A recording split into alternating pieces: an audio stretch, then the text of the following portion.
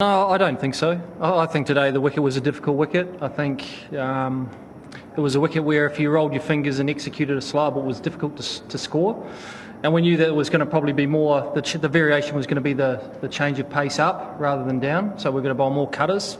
You still, at the end of the day, still got to put the ball in zones that are tough to hit. So if you're going to bowl that slow ball, it's got to be dead straight or it's got to be really wide. And I think when we did that, we were very good. And when we missed it, we got hit, which is what happens in this game. Next.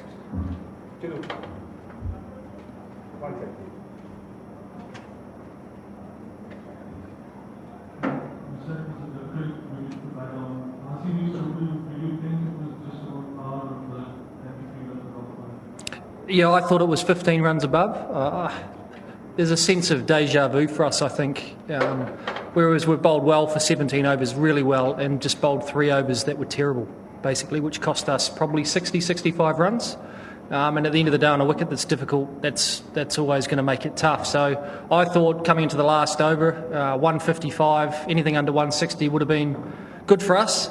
But 170, 160 no after chase was always going to be a difficult run chase. So it's happened in previous games. We've bowled well for 17 overs and had 3 big overs that has cost us games. And that's the most difficult things, I think.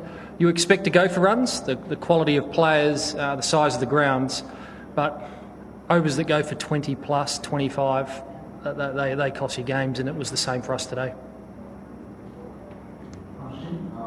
When you know your captain is pretty much on an extreme tight road, how do you sort of motivate the boys? Because even another loss could pretty much send you crashing out of the tournament.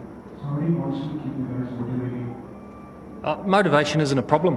It's never been a problem for us. I think we've said from day one it's just one game at a time. We know how we want to play. We know the plans that we want to execute. We turn up. We're always motivated.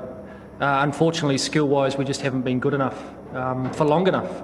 And so that nothing changes for us for the next game. Whether we're in the tournament or out of the tournament, the motivation's there for the players. We're in a franchise we take a lot of pride in, and the guys take a lot of pride in their performance. And it's expected. It's an expectation from everybody that we turn up every day to give our best performances. And the guys always do. They always put in the effort. They're always motivated. But as I said, skill-wise, we just haven't been good enough so far. Last week.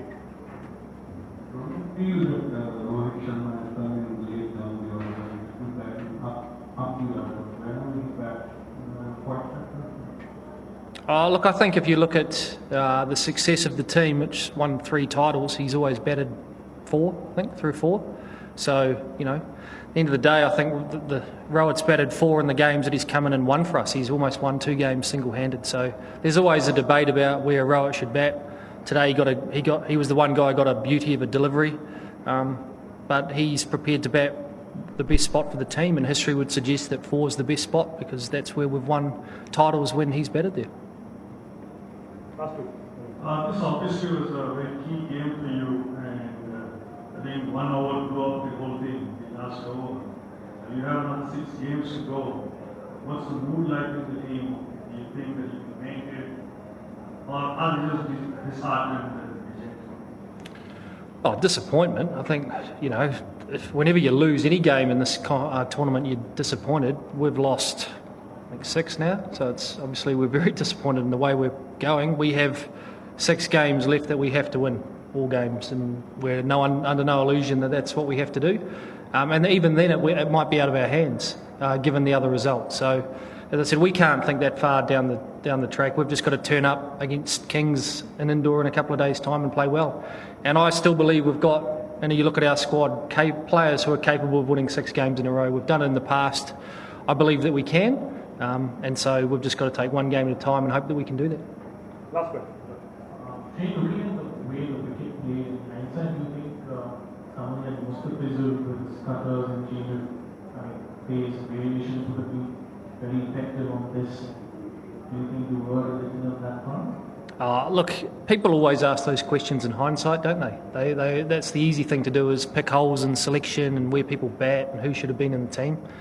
We picked a team that won the last game. If anything, bowling becomes easier on wickets like that because conditions favour you. And as I said, we, for 17 overs of it, were excellent, and for 3 we weren't, and that was the difference in the game. So I don't think so. I mean, at the end, if Ben Cutting had walked out and hit the last 3 balls for 6s, we wouldn't be having this conversation. So, look, I have no problem with the selection of the team at all. I thought it was a good selection and fair selection.